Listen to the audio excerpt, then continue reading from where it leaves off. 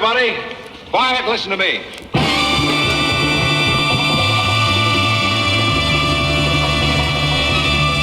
Let's get down to business. Hi, I'm Glen Rivera. You are listening to Disco Queen with Wayne DJC. Remembering the good times of the 70s, 80s, and 90s.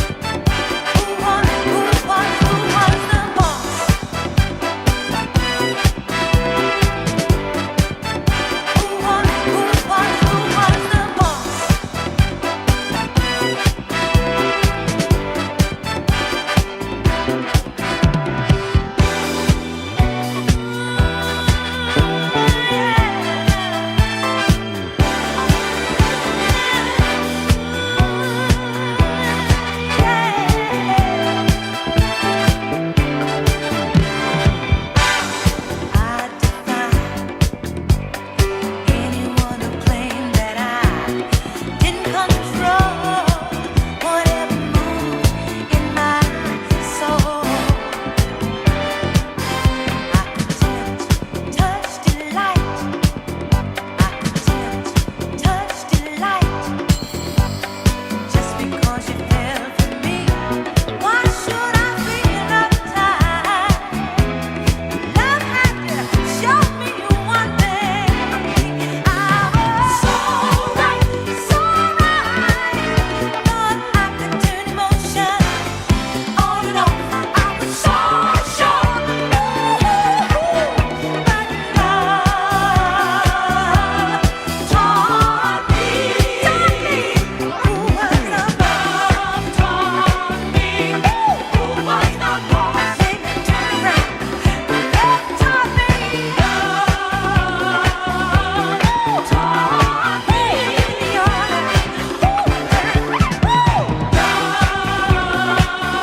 Hello and welcome to another Disco Queen on Spotify, Podbean and also on YouTube. My name is Wayne DJC and every fortnight I bring a guest to the show. Joining me on tonight's show, the legendary Glen Rivera, DJ and remixer, classic disco records, including this track, Diana Ross, The Boss from 1979, taken from the album The Boss. Written and produced by Ashford and Simpson, recorded by American singer Diana Ross. We released it as a single on the Motown label. It was the first release from the album of the same title. Throughout this hour and hour two, I have an interview with Glen Rivera, and right now we're going to go straight into part one of the interview. Enjoy. Over the months, we have interviewed singers, songwriters, promoters, producers and DJs to tell us about their experiences. Tonight we welcome another DJ producer to Disco Queen. Good evening, Glen Rivera. How are you? I'm doing well, Wayne. Thank you. And I appreciate you offering to have me on the show, and it's great to be here. You're very welcome. Now then, throughout your early period of discovering disco music, it was always a thrill for you to hear a re-edit or a remix of a piece of music that you were familiar with. And it was a necessity for the underground feel of a disco hit that it contained the elements which dancers and DJs were accustomed to and desired. Tell me more about your amazing career. Okay, well, I'll let you know, first of all, at a very young age of probably around, I'm going to take a wild guess here, I'm really bad at dates, but I think about 15, 16, when the song More by Andrea True Connection was released. Mm-hmm. It was being played on the radio all the time, and it was something that caught my ear. I was never really into pop music prior to that. I think, I heard pop music, but it never caught my attention. So right away, all of the elements of the Greg Diamond production of More mm-hmm. was something that caught my attention. It was something about the fullness of the almost like orchestration, but yet it had a band filled with the horns. And then, of course, had a diva. It had Andrea True moaning and, sexy, saying more. So Indeed. It drew my attention. And right offhand from there, I guess that pulled me into the arena of dance music. It was called boogie music at the time. Mm-hmm. I can remember on Saturday nights they would play it and say, it's boogie time. And then they'd play that and Fly, Robin, Fly. And, of course, Fly, Robin, Fly with the strings, those lush strings, was another reason that drew me into it. And then probably around the age of 17, 18, I went to it was an underage club. And as soon as I walked in, I think they were playing Hey You Should Be Dancing by the Bee Gees. Mm-hmm. And this was around the time when Saturday Night Fever was probably still like maybe a year old. And it just blew me away to hear the music in the environment that it was created for, and seeing it was actually a gay club that I walked into. I came in at that age, but seeing all of the unity among the dance floor and different types of people dancing together, and It was as if nobody had a care in the world. It was just perfect. I thought this was amazing that this music was bringing all these people together. And then as time progressed throughout the evening, I was very fortunate at the time that there was a DJ at the time playing at this club called Lombard's. It was named after Carol Lombard. Mm-mm. But it was downtown, and the DJ's name was Ben Tobias. And at the time, he was a local DJ, and he started out at Lombard's, I believe. But the way he played the music was exceptional. I couldn't figure out some of the songs I had heard on the radio, and others I had not. I think the first time I ever heard Romeo and Juliet by Alec Argentinos, and I Found Love, and Cerrone. A lot of this stuff was all new to me, but when I heard the strings and the melodies and the arrangements, it sounded like I was listening to classical music with a funky beat added to it. So it drew me instantly into it. And then seeing the transition, or should I say, hearing the transitions and seeing people go crazy. Because, of course, at the time, this was all new. DJs had mixed music before, but never to the point where it was actually the music was created for this kind of mix. Mm-hmm. So you were building a program and building a fantasy world for all of the dancers. Well, that just caught me right away. And hanging out at the club for months, I would hear pieces of music, and that would stick in my head. I think one of them was probably Erotic Soul by Larry Page Orchestra, where there's a moment in the song where there are strings that kind of go dun, dun, dun, and they just kind of sway through this one break of the song with all these percussion breaks, and it just caught me. I thought I could hear the strings echoing out of the building when I was standing in the parking lot, and I just thought it was so beautiful.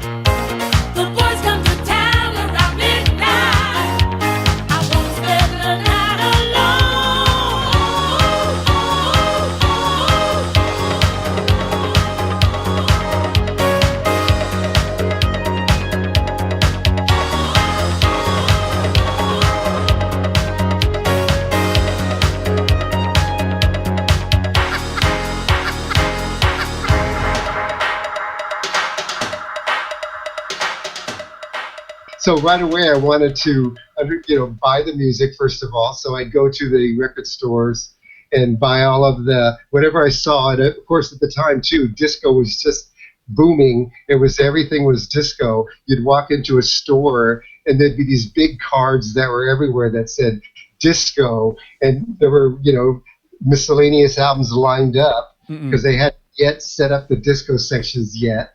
But you could grab anything you wanted to see there. So I'd immediately try to recognize the titles on the albums and what I heard at the club, and I'd assume that was the song, which I was correct sometimes, but most of the time I was wrong. But I found some great music that way. But I was buying everything, so I was spending all of my money on records. And right now, and where I currently live, I've got the 20,000 records from my collection. Wow. My partner put them up for me on a wall here, so they're all here for me to access, and of course they're all in order. But that's what drew me into the disco scene, and the Restructure mix came from that moment that I could hear. I'll give you an example. During one night, I think I heard Little Lovin' by the Rays, and then all of a sudden I heard something behind it, and I kept thinking, what's he mixing in behind it? What is this song? Is this a remix of Little Lovin'? I couldn't figure out what was going on. And then all of a sudden it was Action 78 by the Erotic Drum Band, which was a heavy percussion, and it just kind of slowly faded in while the Rays faded out.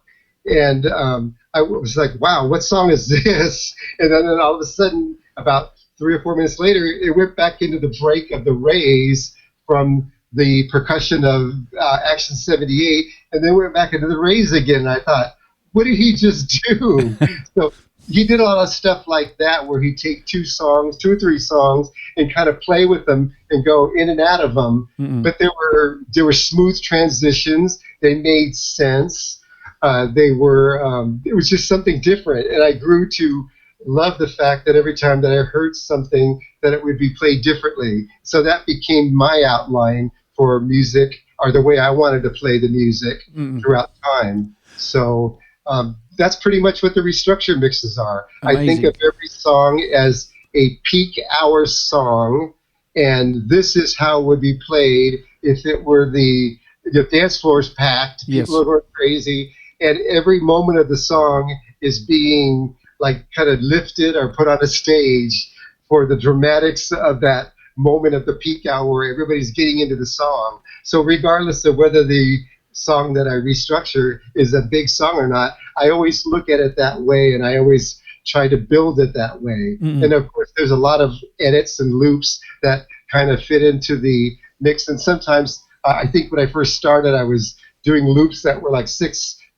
times around, and my partner told me, he said, Glenn, that's too much. And I think I kind of disagreed with him at the time, but then I got it over time, thinking I guess it is a bit much, but it all goes down to that. I think there was a documentary on Larry Levan where he did something at the Paradise Garage and something over and over and over, and it went on for minutes, and the crowd was going crazy because it was appropriate for the time at the evening.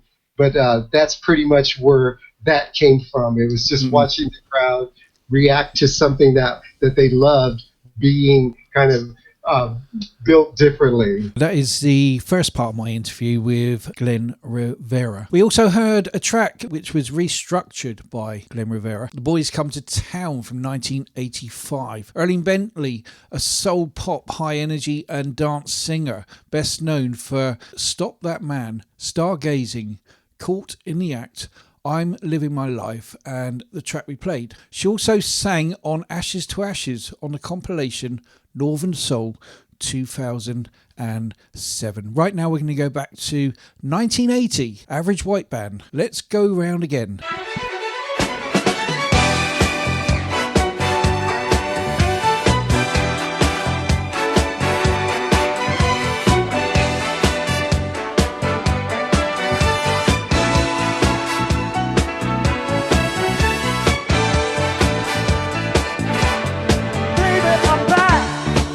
And right away I had to come to you to see if the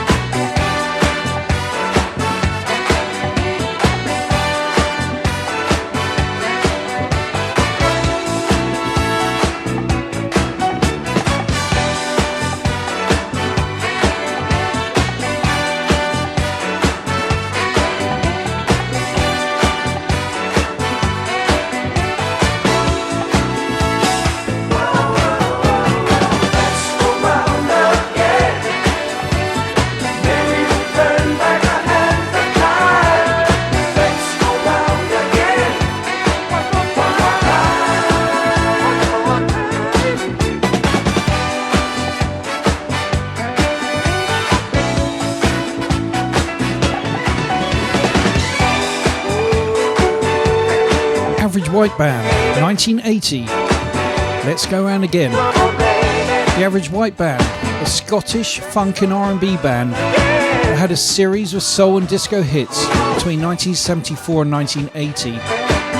They're best known for their million-selling instrumental track Pick Up the Pieces and their album AWB and Cut the Cake. The band name was initially proposed by Bonnie Bramlett. Right now we're going to go back to the interview with my guest on this week's show, Glen Rivera. I've looked through your restructure list. It's huge. It would take me all night to read through them all.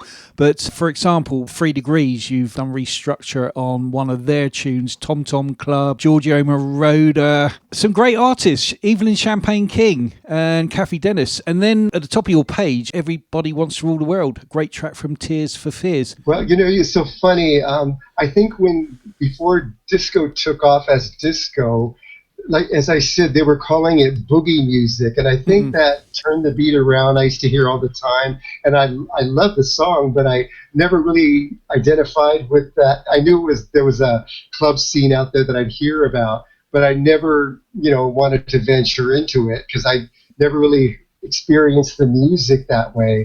And to me, it was always dance music. And in the 70s, of course, the late 70s, when disco took off, and then it morphed into Euro disco, where Cerrone came in and Alex Constantinos. Yes. And I was hearing or seeing actually people that I knew that were not into the disco scene, but they had a Cerrone album or an Alex Constantinos album or Love and Kisses. And I thought, I think that was probably a time too where the album Lipstick at the discotheque was really big.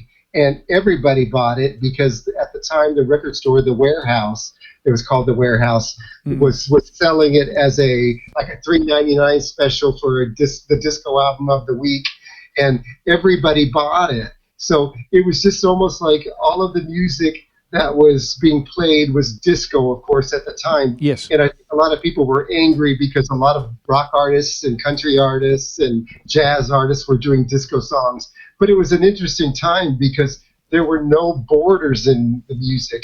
Of course, when they picked up on the disco thing, like when Rod Stewart did Do You Think I'm Sexy, he transformed a rock song into a disco song. And of course, Jim Burgess had something to do with that, with the disco mix. But it was just the fact that a lot of artists were seeing the opportunity. They had to have seen they were thinking that there was an opportunity for them to not only make a buck, but to be creative, to take something that they created and add that disco edge. Like I think when I first heard about Blondie's Heart of Glass, they didn't want to do Heart of Glass from what I understand. They thought it was too disco, but the producer insisted. He said, this is a disco environment. You're going to have to do a disco song in order to break out. And I think that's why, the single says disco all over. When you see the Chrysalis Records album, on the 12-inch of Heart of Glass, they just, stamped disco all over it. And then they put her image on the label.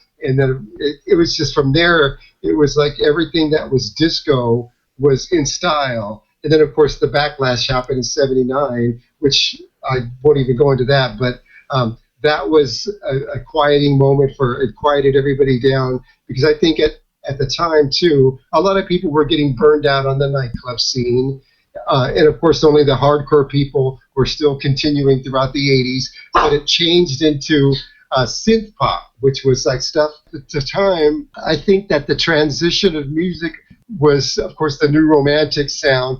It was still being remixed by like the John Jelly Beans, and there were a couple, but there were the guys from the club scene, because I think it was still being not manufactured. It was being outlined for clubs, where they wanted to make sure that the DJs were gonna play it first of all. And I'm sorry, but at the time, I think the music was fading out, but the concept of the DJ creating a program and mixing was still hot, because it was still, even throughout the new wave scene. I used to go to clubs and hear DJs drop mix new wave songs, where it was like, wow, that was pretty cool, even though I don't, like the music as much, but it was still pretty cool what they were doing. So the DJs were still in the light, in the spotlight. So the music was being made for them or remixed for them.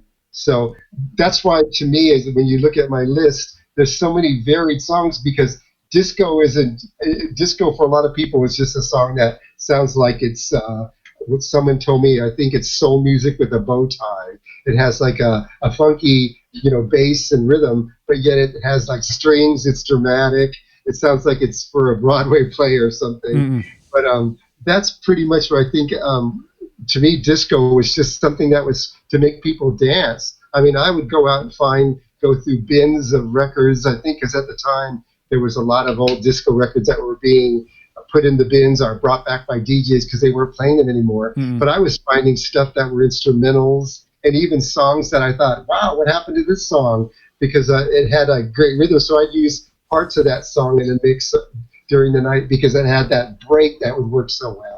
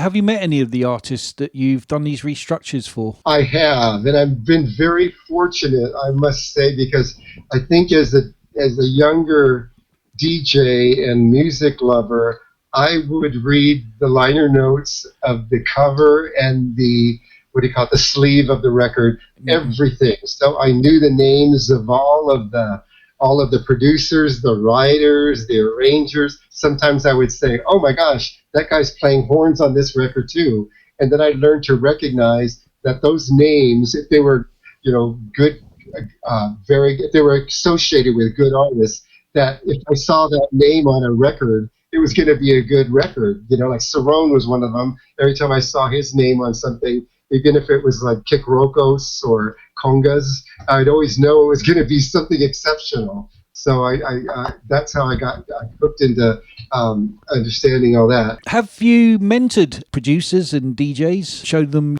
your skills? Yes, I have. And it's been such a strange, I'll tell you, Wayne, I'm going to be 60 years old this year. And well, you know what, though? It doesn't feel like 60. It feels like I'm still in my 20s because I'm so, and this is what I will stand by.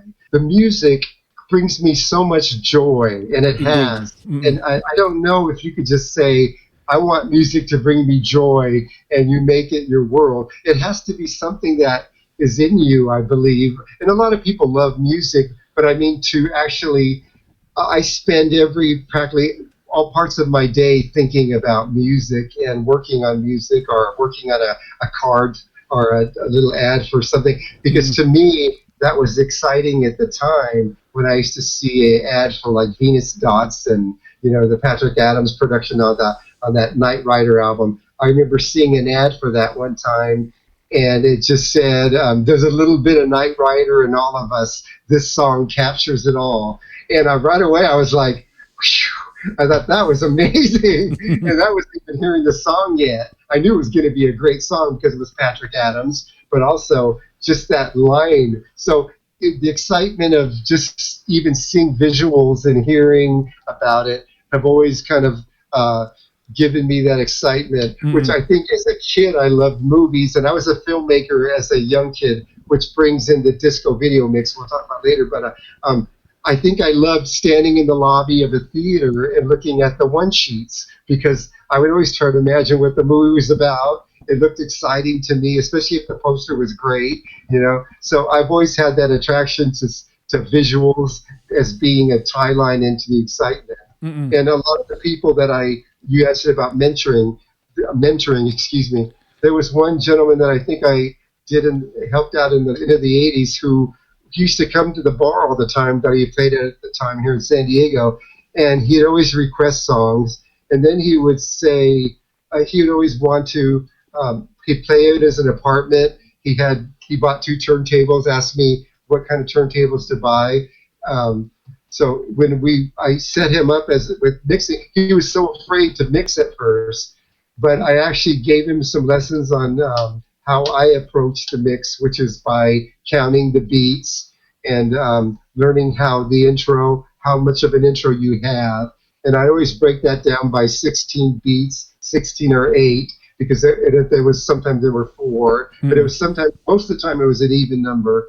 But I taught him how to count in and then count the song out, where if the bass came in at after 16 beats, that would be a bridge, and that'd be a time that if you wanted to drop it on that bass line, you could. So that was one of the lessons I taught him. And then all of a sudden, I think I hadn't talked to him for a while, I find out he's playing at a club, and he's one of the biggest DJs here in San Diego. So that was exciting to walk up to the booth and actually see him grabbing records and mixing and thinking to myself, this is the same guy who was afraid to touch a record and put it on the turntable when I first started, teaching him how to mix. So it was quite exciting on that respect,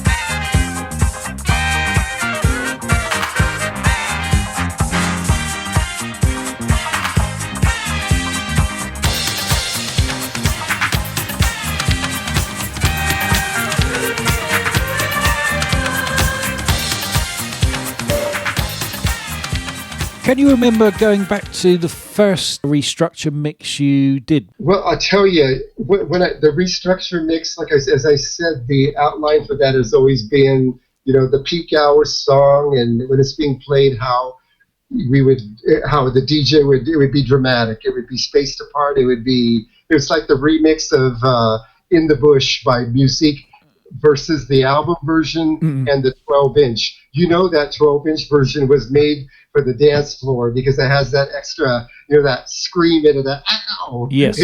There's so much more added to it that you're like, this is made for a club, where the album version, the original album version, was the album version. So that's where I think that influenced a lot of my restructure mixes, to have something special or something that was like a DJ's touch to accentuate the song or bring it more life. And I think that the first song that I did was, I'll tell you, at the time when I decided to start working on these, I've always remixed songs or made, like most DJs are people that are into music, I've always made the cassette mixes, or and made them in a theme and tried to build a story with the songs.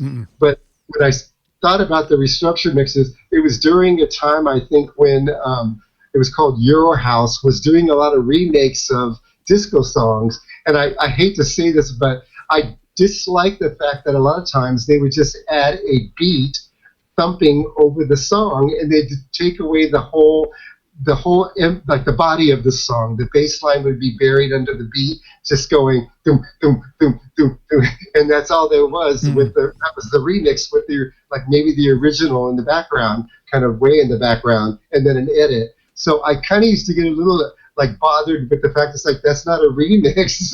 But so I decided that what I wanted to do was to take the original song, take the original elements, and mix them up where it sounds like it's a new song. And some people get it and some people don't. I think when I first started, if you scroll down to the very bottom, there's a lot of them there that I don't even get.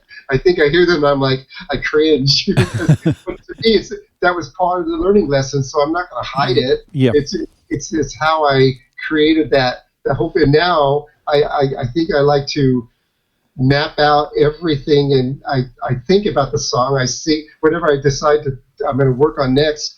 I will, believe it or not, I'm singing it all day long before I start working on it, and I'm thinking about it. And if I think about, whoa, oh my gosh, that sounds like it'd be connected with so-and-so's song or whatever, and maybe a snippet of that. So I'm always kind of like digesting it first, and then trying to figure out what would be something different. But it's just, it's got to be something different that it's not. Sometimes I'll place like both verses first, and then put a chorus, and then put the last verse and another chorus. So I'm always taking the standard arrangement and kind of like a puzzle, like mixing it up. And that's what I think the term restructure came from, is I'm taking it apart and reconstructing it all together again. That's kind of what the concept of the mixes are. And some people get it, like I said, and some people don't. Some people, it takes away their understanding of the song, or they just don't get that club, that feeling, or they've never had the experience of getting lost in a song that way, and they get upset. I've had some people send me some really mean responses, or I read some, and of course I don't post the mean ones or the bad ones, because it's my site and I can do that. But I go for the more positive, and what I go for is for people that remember, and they tell me stories about that. That's what I love to hear, because that's what the music has done for me. Every song reminds me of the day I bought it or the day I acquired it. When I played it at the club, I can remember some songs as, back in maybe 81, and the dance floor was packed, and there's just that feeling of that song and what it did and how the excitement it brought to people. And that was my whole emphasis too, I wasn't playing it as DJ Glen. I was playing it as, I was playing this music saying, hey, check out this great song. Isn't this cool? So I was always on the music side more than I was on, building a career for myself, because that wasn't important to me. The music was bigger than anything. And like you said, you asked me a little earlier about meeting some of these artists. I did have the opportunity of meeting, I think Jessica Williams is one who's still around now. That is just a phenomenal lady. And I did a couple videos for her that we shot here at my place. And her and her husband are just the most gracious and beautiful people. And when I meet her, at the time, I think when Queen of Fools came out, I was still in my maybe early 20s or just a little earlier than that. But I hear her music. Meeting her was exciting, but it's about the music. I realize she's this woman on the cover, and she knows this. They all know this about me, about the music. But the music is more important than anything. It's what's inside me and what brings me to want to meet them. Like Sharon Red was another woman, another lady who was the most incredible soul.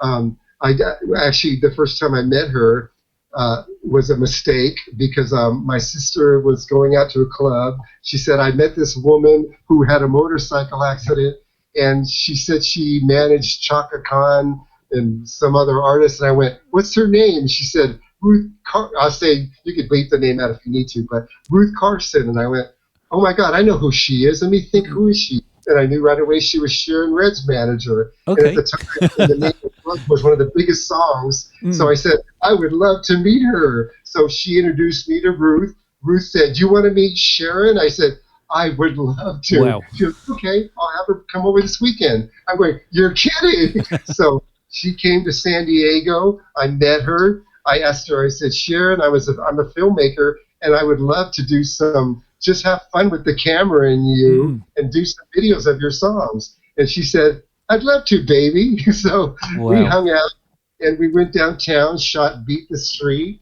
Then we shot Love Insurance, which she did with Front Page at this park here in San Diego. And then we did, what was the last song we did? It's a ballad from her Red Hot album. It's called We're Friends Again. We did that at a children's park because she said that it reminded her of it's so childlike, like someone was discovering love for the first time. That is the third part of my interview with Glen Rivera. We also heard I'm Your Magician from Lime, 1982, Canadian disco band from Montreal, Quebec. The group was originally composed of married couple Denis and Denise Lepage, who had a 1981 #1 US dance hit with Your Love.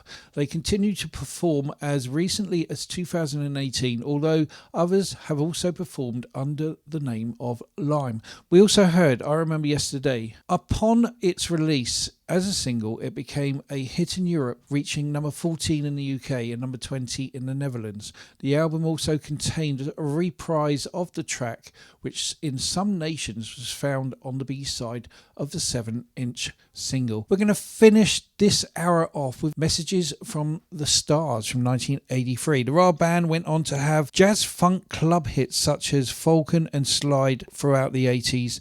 The Ra band never missed the British dance music charts, producing some 5 albums and numerous extra 12-inch singles.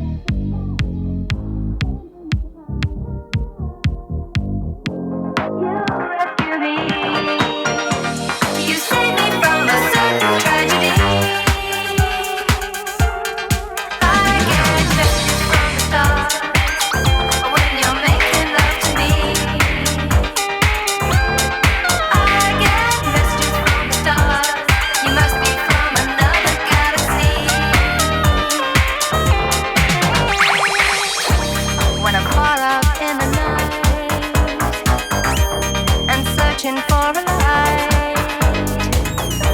There's darkness all around, and you're nowhere to be found. Ran out of the sky like a flash, sending me high, high, high. You rescue me, you save me from a certain tragedy.